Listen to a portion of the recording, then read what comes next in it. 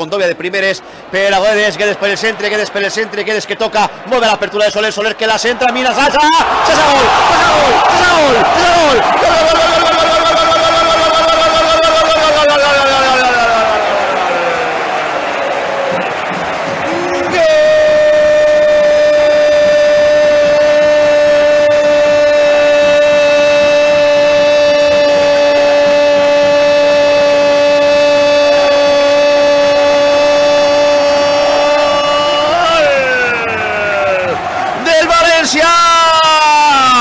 la veretta di Policaro, Simone Gol del Valencia patrocinado por Zaza, concesionario oficial Peugeot en Torrent y Silla.